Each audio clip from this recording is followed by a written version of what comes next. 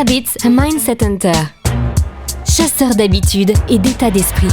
Cazador de hábitos y mentalidad. Un état d'esprit innovant pour une vie épanouie. Une émission de et avec Melika Badreddine. Bonjour à tous les amis, très heureuse de vous retrouver dans les 53 pays aujourd'hui où vous nous suivez, nous soutenez grâce à vos likes, vos partages, vos commentaires et les questions que vous posez. Aujourd'hui, j'ai envie de vous parler de quelque chose de spécifique qui vient quand même assez régulièrement en cabinet. D'ailleurs, j'ai reçu la question, je crois, une ou deux fois quand même sur Insta. C'est comment faire face au doute. Alors, le doute, ça peut être comparé en gros à une vague qui vient frapper le bateau.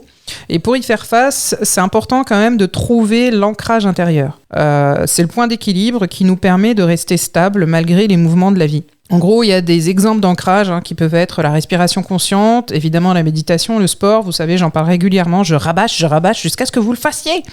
La nature, la musique ou encore l'écriture. Il s'agit de trouver vraiment ce qui fonctionne sur vous. Le but, c'est pas de plaquer une solution standardisée qui vous mette en échec. Il faut s'y accrocher réellement lors des périodes de doute, vraiment comme à une encre. Okay. Et une autre métaphore, ça peut être aussi celle du funambule qui avance sur un fil tendu dans le vide.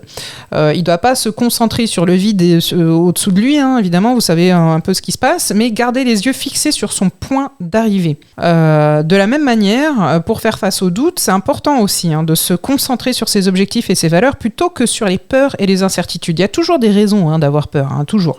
Le doute, en gros, qu'est-ce que c'est ? C'est comme un brouillard qui obscurcit la vision. Pour y voir plus clair, il faut avancer doucement, avec prudence, tout en gardant en tête notre objectif.